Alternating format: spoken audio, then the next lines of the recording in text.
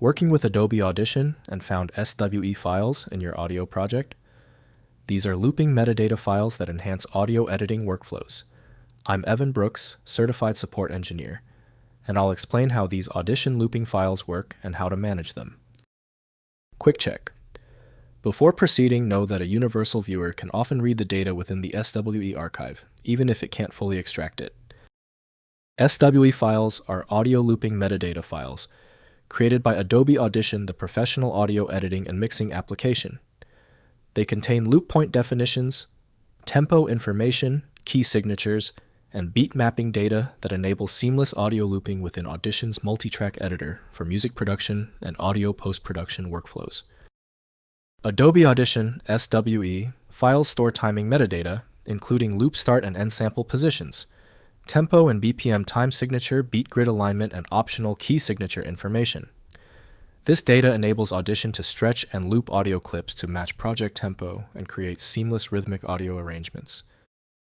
Your application default for SWE should ideally be Adobe Audition from Adobe Systems Incorporated. To enable complex features within the file, a dedicated proprietary application is necessary.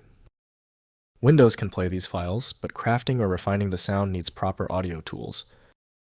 Your reliable first step is the Open With action. Right-click the SWE file and select Open With. If Adobe Audition is installed, use it. If not, choose another program. We must find the application that works. If your SWE file will not open, do not worry. Let's change direction. The failure confirms a hidden issue.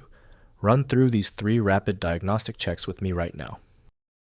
First, using an Adobe Audition. SWE files work alongside their associated audio files in Adobe Audition's multitrack environment. When you import a looped audio file, Audition reads the SWE metadata to enable tempo-matched looping.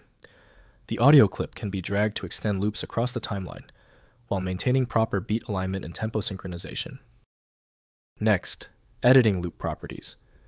In Adobe Audition, open the source audio file and access the loop properties through the Properties panel or the Loop Enabler tool.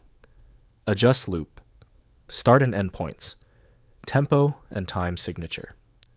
Audition updates the SWE file with modified loop parameters.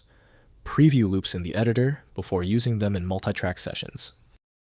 Finally, managing SWE files. SWE files are small metadata companions to their audio files and should be kept in the same directory. When moving or archiving audio files, include the associated SWE files to preserve loop information. Deleting SWE files does not damage the audio, but removes the looping metadata, requiring manual reconfiguration in Audition. If compatibility checks failed, it is likely because the file extension name is shared by different developers for unrelated formats, causing your PC to use the wrong reading language. Using raw-level data inspection is a recommended method to try and uncover a file's true requirements when the extension label is unclear or shared. When our initial solutions didn't work, this means the file structure is unusually complex. Skip the frustration and move to File Magic, the universal viewer that consistently succeeds where basic apps stop. Check out filemagic.com to download now. If you have any further questions about this file type, drop them below. Don't forget to subscribe before you go.